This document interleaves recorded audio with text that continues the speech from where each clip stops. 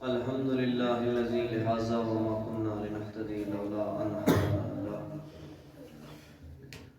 لقد جاءت رسل ربنا بالحق والصلاة والسلام وتحية والإكرام على سيد أسلم ما في الوجود سر الله في كل موجود نقطة دائرة الوجود صاحب اللواء الحمد والمقام المحمود مولانا ومولا الثقلين جد الحسن والحسين أبي القاسم محمد اللهم صل على محمد وعلى أهل بيت الطيبين الطاهرين المعصومين المظلومين ولعنة الله على أعدائهم من يومنا هذا إلى قيام يوم الدين أما بعد فقد قال رب سبحانه وتعالى في كتاب المجيد وفرقان الحميد وقوله الحق بسم الله الرحمن الرحيم وإذ ابتلى إبراهيم ربه بكلمات فأتمهن قال إني جاعلك للناس إماما قال ومن ذريتي قال لا ينال عهد الظالمين صلوات ملک بابا سے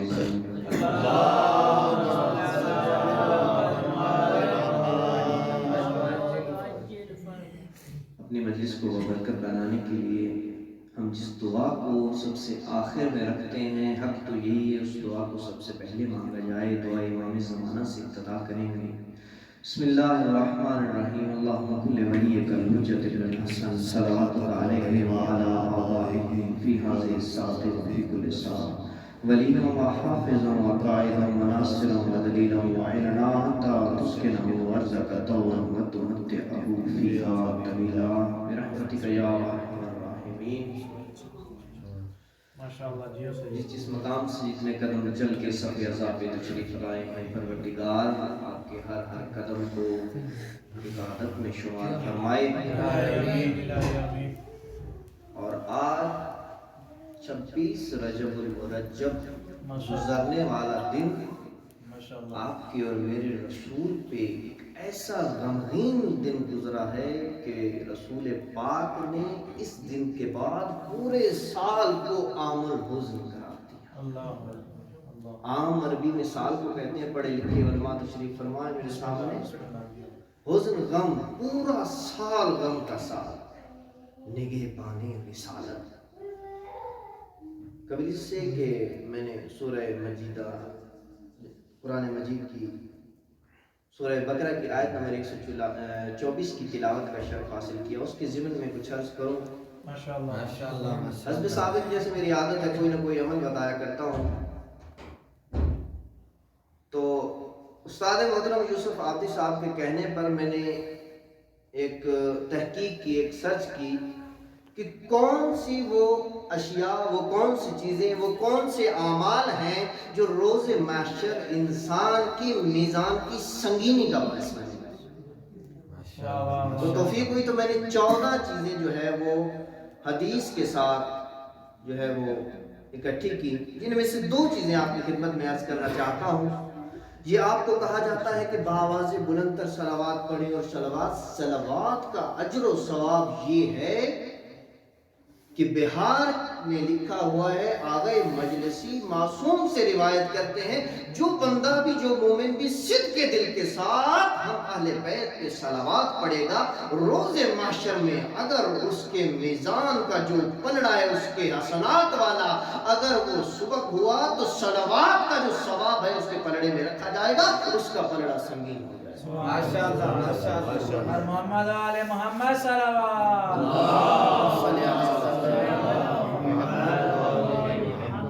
اور میرے عزیزوں میرے بزرگ کو دوستوں آپ بہتر جانتے ہیں آپ کے لیے نہیں اپنے لیے کہہ رہا ہوں کہ ہر بزرگ کا ہر عالم کا ایک شیوا رایا ہے ایک شیوا ہے علماء کا کہ دیکھا ہوگا آپ نے علماء اکثر خاموش رہتے ہیں ہماری طرح بے فضول الفاظ نہیں بولتے بے جا گفتگو نہیں کرتے وہ خاموش رہتے ہیں ان کی خاموشی کے اندر ایک ذکر موجود ہوتا ہے دائم ذکر اور دائم ذکر اپنے آپ کو بنانا ہے تو سب سے بہترین عمل جو ائمہ اور علماء نے بتایا ہے وہ صلوات ہے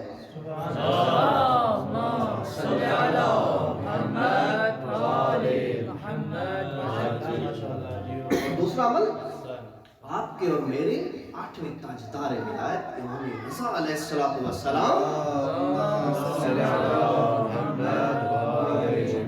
وہ ارشاد فرماتے ہیں جو بندہ میری زندگی میں یا میرے مرنے کے بعد میری قبر کی زیارت کے لیے آئے گا تو میں علی ابن موسیٰ رضا 3 مقامات پر اس کی مدد کروں.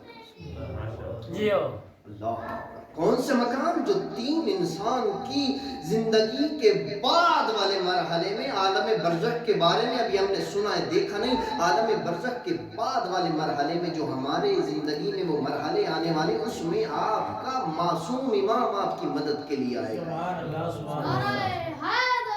یا سب سے پہلا مقام پل صراط، جو تلوار سے تیز اور بال سے بھاری.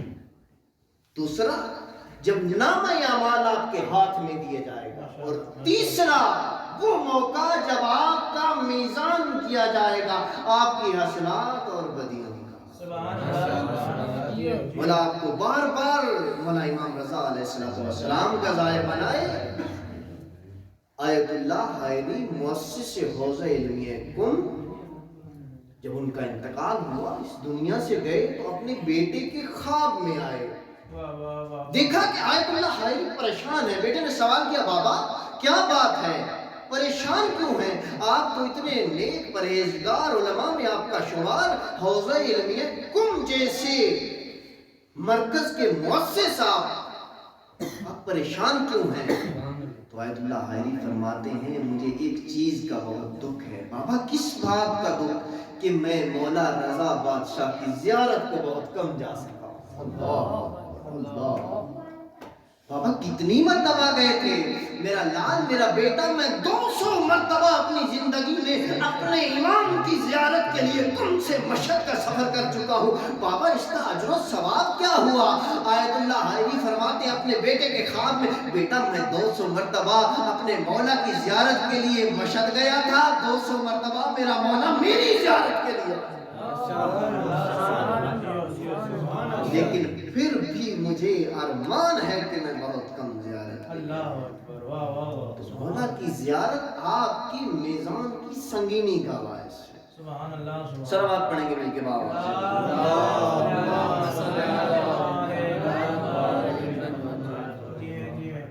حضرت ابراہیم اللہ کے خلیل نبی کو ارشاد پروردگار ہو رہا ہے، اے ابراہیم ہم نے تجھ سے امتحان لیا اور جب تو امتحان میں کامیاب ہو گیا. دیکھیے حضرت ابراہیم رسول پہلے ہیں، نبی پہلے سے ہیں، اللہ کے خلیل ہیں، لیکن جب امتحان میں کامیاب ہوئے تو تب فرمایا ہم تجھے لوگوں کا امام بنانے لگے.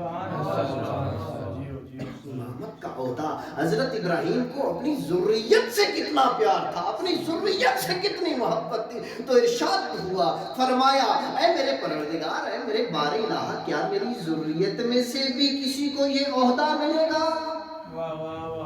تو ارشاد خداوند ہوتا ہے ہاں ملے گا، لیکن ظالم اس عہدے پر نہیں آ سکتے. اب عہدے کون سے ہیں خدا کے؟ امامت بھی الہی ہوتا ہے، نبوت بھی الہی ہوتا ہے، نگہبان رسالت بھی ہونا الہی ہوتا ہے. تو دیکھیے قرآن کی آیت ہے، اِنَّا کا شرک جو ہے سب سے عظیم ظلم ہے، سب سے بڑا ظلم ہے. تو آیت کہہ رہی ہے کہ ظالم اس عہدے پر اللہ کے کسی عہدے پر فائز نہیں ہوں گے. تو میں کہتا ہوں اکثر ہمارے معاشرے میں یہ بات مشہور ہے کہ ایمان ابو طالب پہ بات کرنا توہین ابو طالب ہے. اگر بات کرنی ہے تو شان ابو طالب، عظمت ابو طالب پہ کرو. اللہ یا رسول اللہ، یا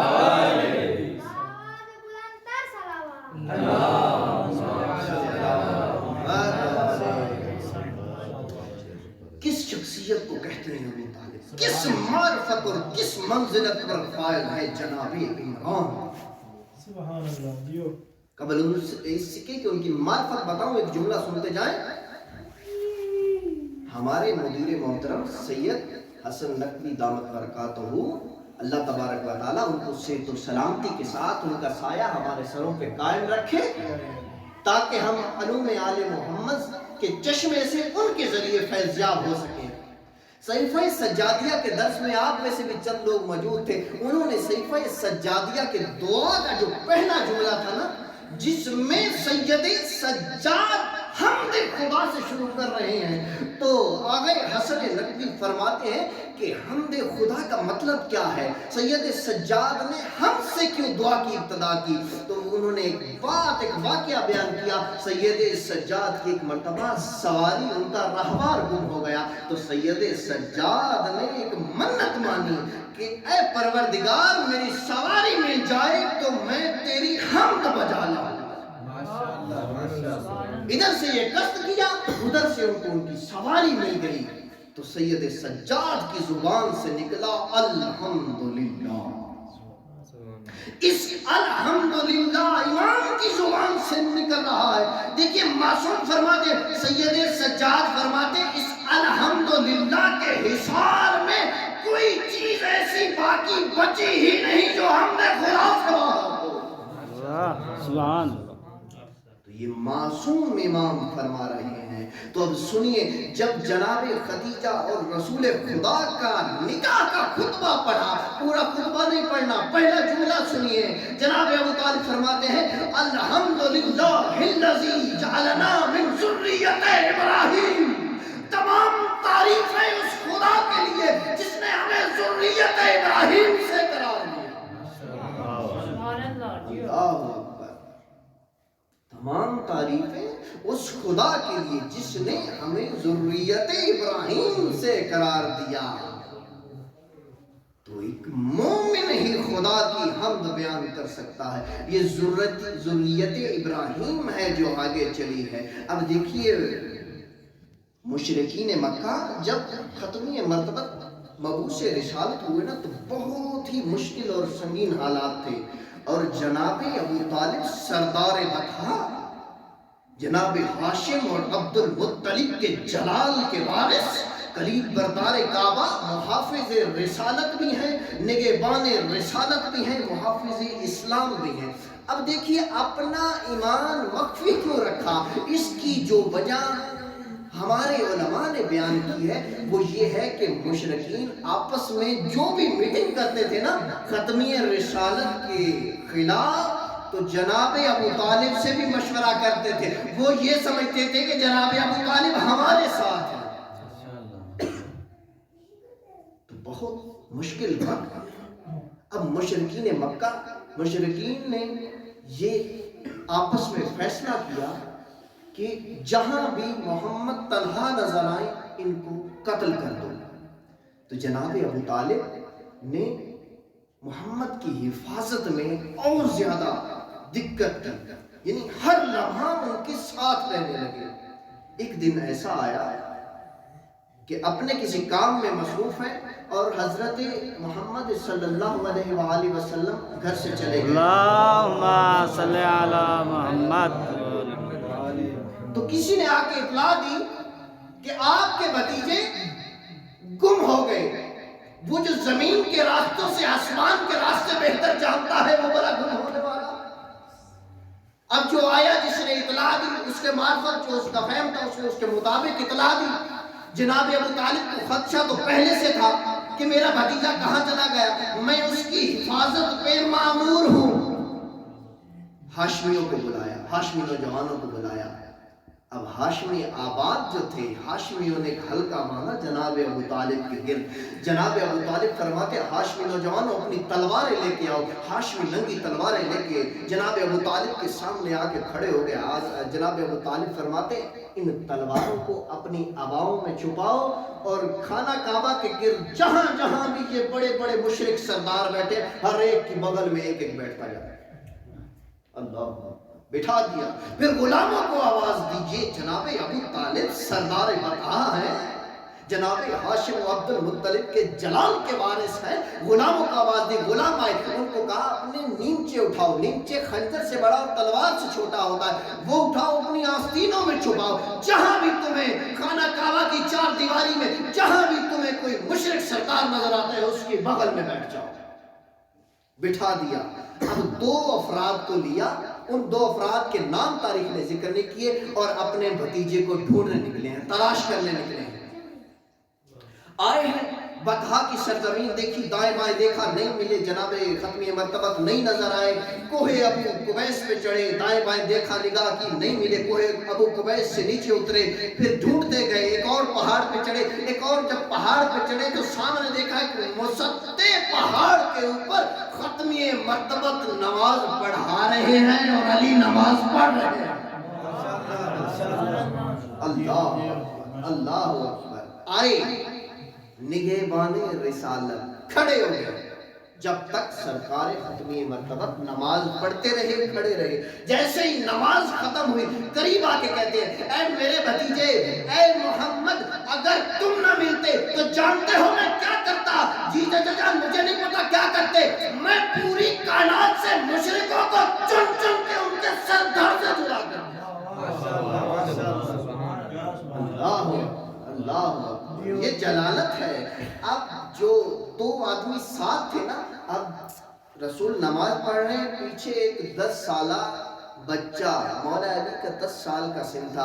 جیسے سید نے کل بھی فرمایا, الامام و امامہ ولو کان صبیًا, امام امام ہوتا ہے چاہے بچہ ہی کیوں نہ ہو. اب انہوں نے علی کو نزدیک بلایا, اے بچے ہمارے قریب آؤ. قریب آئے. بچوں سے جب گفتگو کی جاتی ہے تو یہ فطرت کا تقاضا ہے, جس سن کا بچہ اسی طرح اس سے گفتگو کی جاتی ہے. سوال کیا کہ اے علی, تم ہمیں یہ بتاؤ یہ کیا کر رہے تھے, تم یہ کون سا عمل انجام دے رہے تھے؟ تو علی مرتضیٰ فرماتے ہیں, میرا رسول نے مجھے جو نماز تعلیم دی ہے, ہم اللہ کی نماز ادا کر رہے ہیں.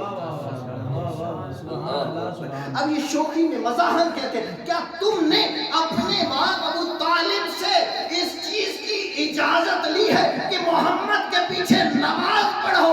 علی مسکرا کے کہتے ہیں, کیا اللہ نے میرے باپ سے اجازت لی تھی جب مجھے پیدا کیا؟ اللہ اکبر, اللہ اکبر. اپنے بھتیجے کا ہاتھ پکڑا. دیکھیے اب محمد سے گم نہیں ہوئے تھے, ساتھ میں علی بھی گم تھے. یہ نگہبان رسالت ہیں, ڈھونڈنے نکلے ہیں فقط محمد کو. ہاتھ پکڑا, لے کے آئے خانہ کعبہ کی 4 دیواری, جہاں جہاں بھی مشرک بیٹھے تھے. اب کہا نہیں کچھ, جب گئے تھے غلاموں کو اور اپنے بنی ہاشم کے جوانوں کو کہہ کے گئے تھے, اگر میں واپس آؤں تنہا تو بغیر کچھ کہے اپنی تلواریں نکالنا اور جتنے بھی مشرک سردار بیٹھے ان کے جگر چیر دینا. اب جب واپس آئے ہیں, ساتھ محمد کو اپنے ہاتھ میں لیا ہوا ہے, ہاتھ میں محمد کا ہاتھ ہے. مشرکین مکہ کے سامنے آ کے کھڑے ہوئے.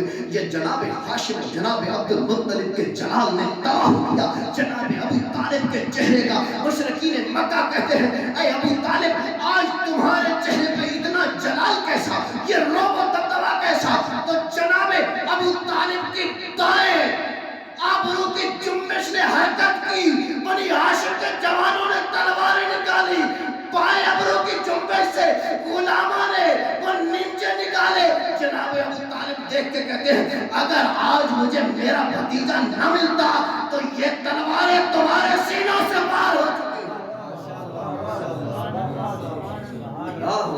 اللہ نگہبان رسالت. یہاں سرکار ابو طالب نے, جہاں پہ میں آپ کو لے کے آنا چاہتا تھا, جو میں نے محنت کی ہے, جہاں پہ میں نے آپ کو پہنچانا, یہاں سرکار ابو طالب نے, ساگر بھائی توجہ کریں گے, جناب ابو طالب نے یہاں ایک شعر پڑھا ہے, اس شعر کا ترجمہ پیش کرنے لگا ہوں. سرکار ابو طالب فرماتے ہیں, اے مشرکین مکہ, اے مکہ کے سرداروں, جو نہیں جانتے وہ جان لو, محمد کو ہم نے نبی پایا جیسے موسیٰ نبی تھا.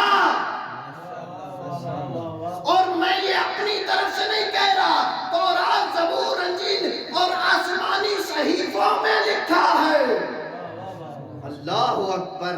اس صحیفے میں جناب ابو طالب کا ایک ایمان نہیں, 3 چیزوں پہ ایمان, آسمانی کتابوں پہ ایمان, جناب موسیٰ کی نبوت پہ ایمان, اور ختمی مرتبہ کی نبوت پہ ایمان.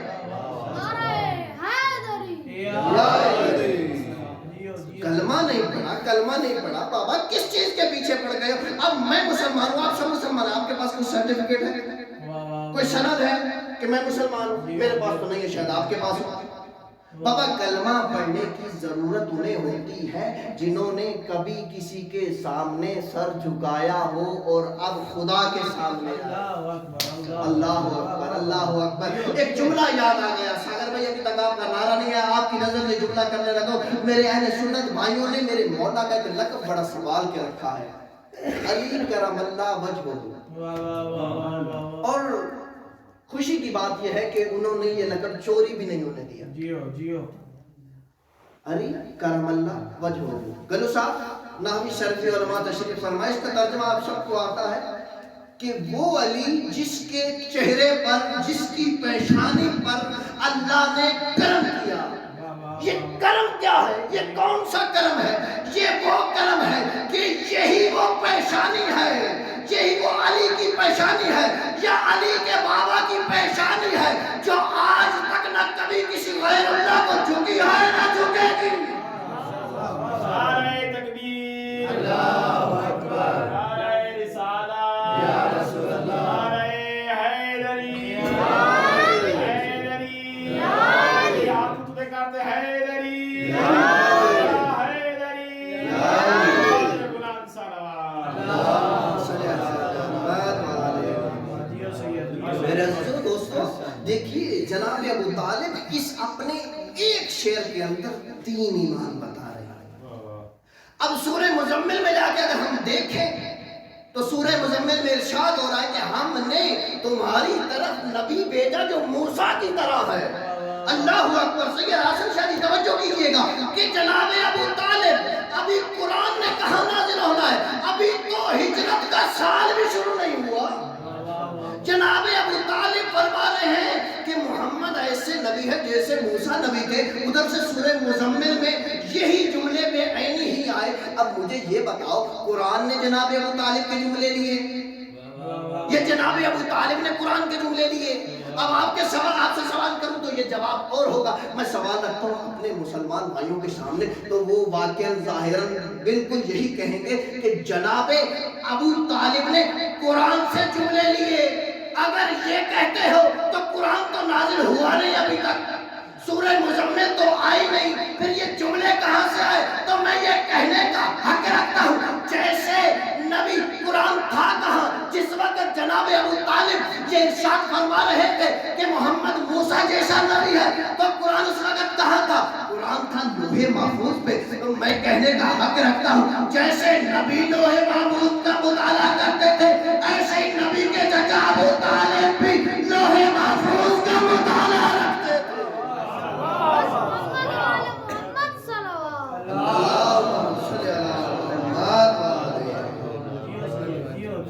آپ یہ سلامت رہیں، نگہبان رسالت، عظمت بیان کرو۔ ہمیں ایمان ثابت کرنے کی ضرورت نہیں، جناب ابو طالب کلمہ پڑھنے نہیں پڑھانے آئے تھے۔ سبحان اللہ سبحان اللہ۔ سلامت رہیں آپ جیئے۔ ایک اور واقعہ ذہن میں آ گیا اور میرا ٹائم بالکل ختم ہو رہا ہے، میں آپ کی سوچ سے پہلے میں پر چھوڑ دوں گا جیسے سید کہا کرتے ہیں میں نے اپنا پچھلا جو وعدہ کیا وہ بھی پورا کرنا ہے۔ ایک دن جناب خاتمی مرتبہ جب مبعوث ہوئے نا، 40 سال کے سن ہے جب ظاہری طور پر مبعوث ہوئے، گھر سے باہر نکلے تو مشرکوں اور شیطانوں کا سردار ابو سفیان بچوں کو اکٹھا کیا، کچھ درہم و دینار دیے کہ جب بھی جہاں بھی تمہیں ابو طالب کا بھتیجا نظر آئے تم نے ایک نعرہ لگانا ہے، نقل کفر کفر نباشد مجنون کا نعرہ لگا کے اس پہ پتھر برسانا، پتھر برسانے۔ ایک دن جب گھر میں داخل ہوئے تو دیکھا لہو لوہان قمیص دامن کا عجیب حالت، ابا پھٹی ہوئی، بال بکھرے ہوئے۔ تو جناب ابو طالب نے جیسے دیکھا نا، میں نے کہا کبھی مجھے موقع ملا تو میں آپ کو جناب عبد المطلب اور جناب ہاشم کا سناؤں گا کہ ان کی جلالت کیا تھی۔ میں یہ جو بار بار کہہ رہا ہوں نا، جناب ہاشم اور عبد المطلب کی جلالت جناب ابو طالب میں تھی، کبھی موقع ملا تو بتاؤں گا جناب ہاشم کی جلالت کیا تھی، جناب عبد المطلب کی جلالت کیا تھی۔ جلالتوں نے طواف کیا، جناب ابو طالب کے چہرے کا اور پوچھتے ہیں اے میرے بھتیجے محمد یہ کیا حالت بنا رکھی ہے؟ جناب سرکار ختمی مرتبہ درگزر کرنا چاہتے تھے لیکن نہیں، جب اصرار ہوا پوچھا تو بتایا کہ چند بچوں نے میرے اوپر پتھر برسائے ہیں، مشرکین مکہ کے بچوں نے میرے اوپر پتھر برسائے اور مجھے نازیبہ الفاظ سے جو ہے وہ مخاطب کیا ہے۔ جناب ابو طالب نے ویسے ہی جناب محمد کا ہاتھ پکڑا اور لے آئے، وہاں آئے جہاں پہ ابو سفیان کا گھر ہے، محفل لگی ہوئی ہے، اس کے مہمان خانے میں آپ خود جانتے ہیں کون سی محفل تھی، میں تذکرہ کر کے منبر کا تقدس پامال نہیں کرنا چاہتا۔ جناب ابو طالب نے اتنے زور سے تک اور بات کیا کہ ہر چیز جہاں تھی وہی ساکت ہو گئی۔ اللہ پکار کے کہتے ہیں ابو سفیان تمہارے ان سرداروں کے بچوں نے میرے بھتیجے پہ پتھر برسائے، نازیبہ الفاظ استعمال کیے۔ ابو سفیان نے سرداروں کی طرف دیکھا، حالانکہ شیطانی اس کی اپنی تھی، سرداروں کی طرف دیکھا، پھر جناب محمد کی طرف دیکھا، پھر جناب ابو طالب کی طرف دیکھ کے مسکرا کے کہتا ہے اے ابو طالب جانے دو، کوئی بات نہیں، بچوں کا معاملہ ہے۔ اللہ اکبر، جانے دو کوئی بات نہیں، بچوں کا معاملہ ہے۔ جب جناب ابو طالب نے یہ بات سنی تو اس کی طرف اور سرداران مکہ کی طرف دیکھ کے کہتے ہیں یاد رکھو ایک بچہ میرے گھر میں بھی ہے، اپنے ان جملوں کو اپنے ذہنوں میں بٹھا دو۔ یہ کہا اور پچھلے پاؤں واپس پلٹے اور گھر آ کے کہتے ہیں یا علی، اللہ اکبر، آواز دی یا علی، جی بابا 10 سال کا سن ہے آپ کے اور میرے مولا کا۔ علی جی بابا جی بابا جی بابا کی شدائیں آ رہی ہیں۔ علی جب کل محمد جائیں گے باہر تو ان کے ساتھ جانا ہے۔ بابا کیا ہوا، کیا وجہ ہے؟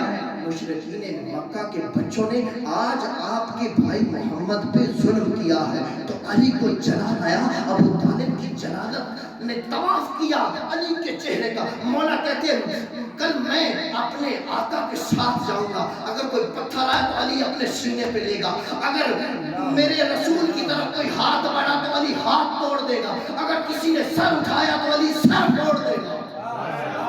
اللہ اکبر اللہ اکبر۔ ساگر بھائی میں جملہ کہنے لگا، اگلی صبح کا سورج نمودار ہوا، ادھر سے ختم مرتبت نے دہلیز کی جانب قدم بڑھائے، آیت نے آیت کو آیت سے اشارہ کیا، آیت نے آیت کو آیت سے اشارہ کیا، علی چلے ہیں دہلیز سے باہر نکلے۔ اب جا کیسے رہے ہیں؟ آگے آگے نبوت ہے، پیچھے پیچھے امامت ہے۔ قرآن مجید کا یہ قرآن مجید اس آل بیت کے گھر کا قصیدہ ہی تو ہے۔ قرآن مجید کا 91واں سورہ 91 نمبر سورہ، بسم اللہ الرحمن الرحیم، والشمس وضحاها والقمر اذا تلاها والنهار اذا جلاها والليل اذا يغشاها والسماء وما بناها والارض وما طحاها ونفس وما سواها فالهمها فجورها وتقواها قد افلاح من زكاها وقد خاب من دساها كذبت ثمود بالتقواها اذا انبعث اشقاها فقال لهم رسول الله ناقة الله وسقياها فكذبوه فعقروها فدمدم عليهم ربهم بذنبهم فسواها ولا يخاف عقباها۔ قرآن مجید کا یہ سورہ محمد والے محمد کی شان کا قصیدہ ہے۔ پورے سورے کے بارے میں بات کرنے کے لیے میرے پاس وقت نہیں، فقط پہلے جو جملوں کے بارے میں سنتے جاؤ۔ والشمس وضحاها، خدا قسم کھا رہا ہے سورج کی اور اس کی روشنی کی، والقمر اذا تلاها، اور چاند کی قسم جب وہ اس کے پیچھے پیچھے آئے۔ سورج ہے نبوت کا سورج اور چاند ہے امامت کا چاند، جب یہ چلے تو نہ جانے خدا نے اس وقت کہا ہو والقمر اذا تلاها، نبوت کے سورج کے پیچھے امامت کا چاند چل رہا۔ اب جیسے ہی باہر آئے ابو سفیان کے قواشتے تربیت یافتہ بچے میں کہہ رہا ہوں بچے نہیں تھے، بالغ تھے، 15 سال سے سن ان کا اوپر تھا۔ ایک بچے نے صدا بلند کی مجنون، تو ایک بچے نے پتھر اٹھایا، ختمی مرتبت کی طرف بڑھایا۔ علی جیسے پچھلے قدموں تھے، ایک لہجے کے اندر مولا اپنے رسول کے سامنے آئے، پتھر سینے پہ لیا۔ وہ جو پتھر مارنے والا ہاتھ تھا نا، علی نے وہ ہاتھ کھینچا اپنی طرف، گریبان سے پکڑا، اٹھا کے دیوار میں دے مارا۔ جس نے سر اٹھایا اس کا سر پھوڑ دیا، جس نے ٹانگ اٹھائی علی نے ٹانگ توڑ دی۔ آنکھ زخمی, کسی کا سر زخمی, کسی کا ہاتھ ٹوٹا ہو. اب جیسے یہ بچے اپنے اپنے گھر گئے نا تو کسی کی ماں نے پوچھا یہ کیا حالت بنائی ہے؟ علی نے مارا ہے. یہ ہاتھ کس نے توڑا ہے؟ علی نے مارا ہے. یہ ٹانگ پہ زخم کیسا؟ علی نے مارا ہے. یہ شکل پہ 12 کیوں بجے ہوئے؟ علی نے مارا. اب مشرکین مکہ کے گھروں میں علی علی کی صدائیں آ رہی ہے. مشرکین مکہ کے گھر سے علی علی کی صدائیں, ہر کہنے والا یہی کہہ رہا ہے کہ علی نے مارا, علی نے مارا, علی نے مارا. ہر سردار جب اپنے اپنے گھر میں پہنچا تو دیکھا کہ بچوں کا یہ حال ہے. اپنے بچوں کا ہاتھ پکڑا, لے آئے ابو سفیان کے پاس. ابو سفیان کو کہتے ہیں علی نے ہمارے یہ بچوں کا حال کیا ہے. ابو سفیان کے پاؤں کے قدموں سے زمین نکل گئی. کہتا ہے اتنے زیادہ بچے اور ایک 10 سالہ علی. اللہ اکبر, اللہ اکبر. اتنے زیادہ بچوں کو علی نے تنہا مارا. ایک بچہ جو سب سے پہلے زخمی ہوا تھا نا, وہ قریب آ کے کہتا ابو سفیان تم سردار مکہ ہو لیکن تمہیں معرفت نہیں ہے, تم نہیں جانتے. جب وہ علی ہمارے سامنے آگے کھڑا ہوا, اس نے اپنے دانتوں کو بھیج کے اپنی بڑی بڑی آنکھیں ہمیں دکھائی تو ایسے لگا جیسے شیر ہوا.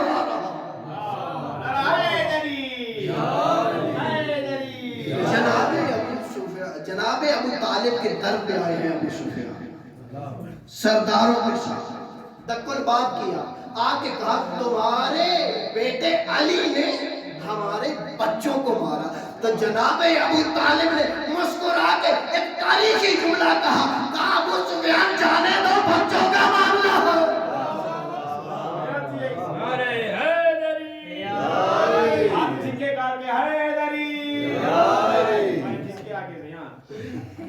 جی آپ سلامت رہیں, آپ سب کو سلامت رکھیں. جناب ابو طالب کی ذات ایک روایت بہار کی, حالانکہ روایتیں تو ڈھیر ساری تھی لیکن دامن وقت میں گنجائش نہیں رہی.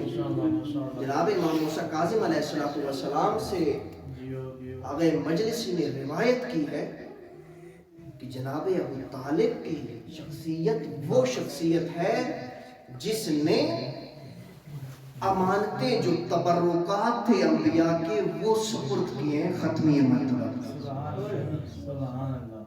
ان امانتوں میں کیا تھا؟ پرانے کتابیں آسمانی, حضرت سلمان کی وہ انگوٹھی جس پہ انہوں نے حکومت کی تھی, حضرت موسیٰ کا عصا, یہ ساری کی ساری امانتیں سپرد کرنے والی شخصیت کا نام ہے ابو طالب. اور یہ شب متصل ہوئے جاتی ہے روز مبعث سے, لیکن آج کا جو دن ہے وہ ہمارے ختمی مرتبت پہ بہت غم کا دن گزرا. 2 جملے ذکر مصائب کے اور آپ کی زحمتیں تمام کرنے لگا. جناب ابو طالب کا گھرانہ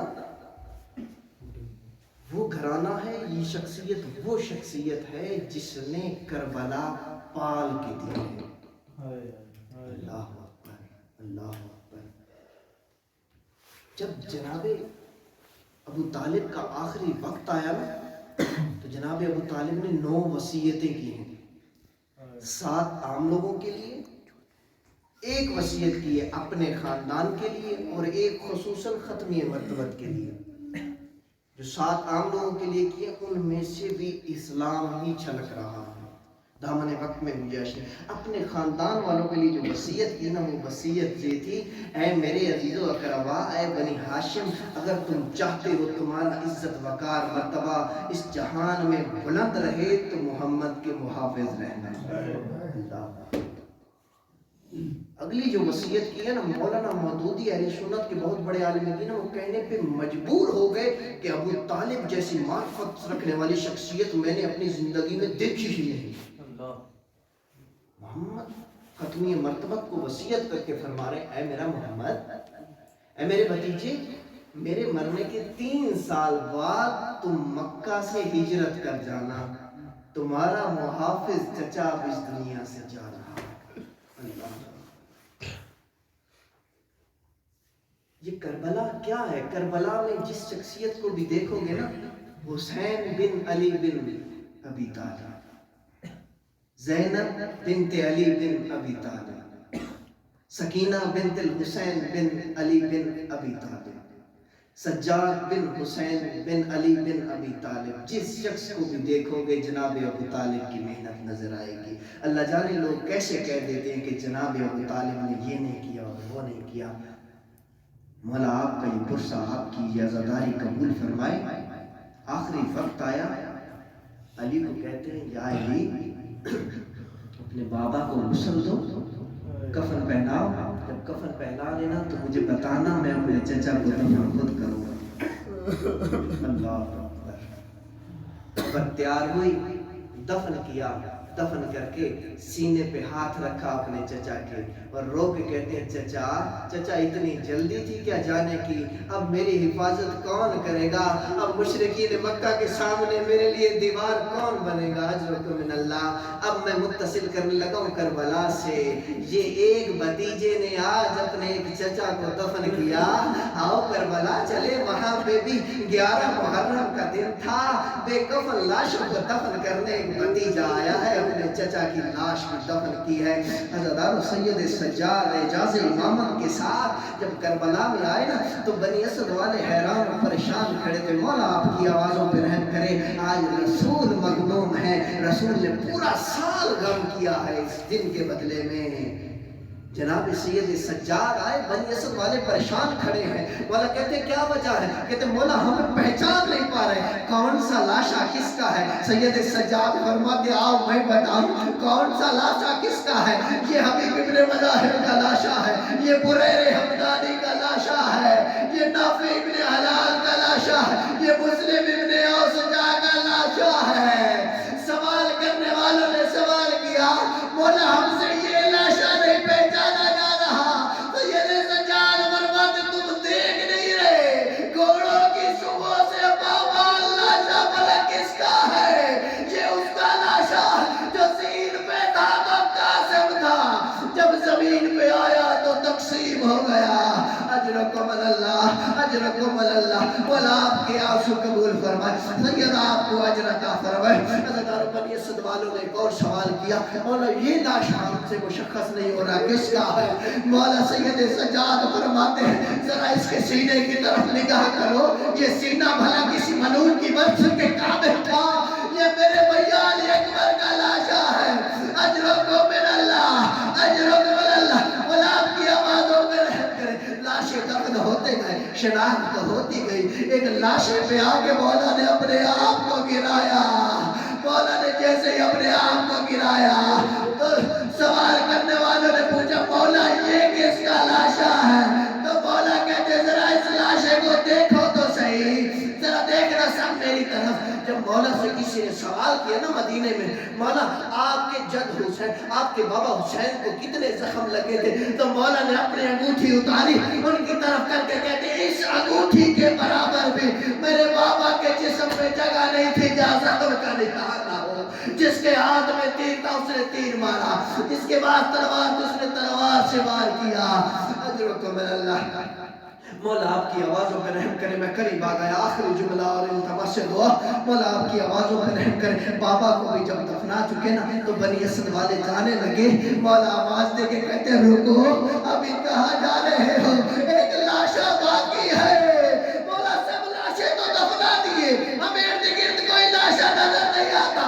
मौला कहते चलो मेरे साथ। आए फुरात के किनारे, वहां लेकर आए जहां एक बगैर बाजू के लाश थी। मौला अब्बास को उठाया, दफन किया। दफन करने के बाद जब कब्र में रखा, सीने पे माथा रखा सैयद सज्जाद ने रो के कहते चचा, चचा बाजू कटा के करबला के मैदान में सो जाना आसान है। ज़ैनब के खुले सर कैसा, कूफा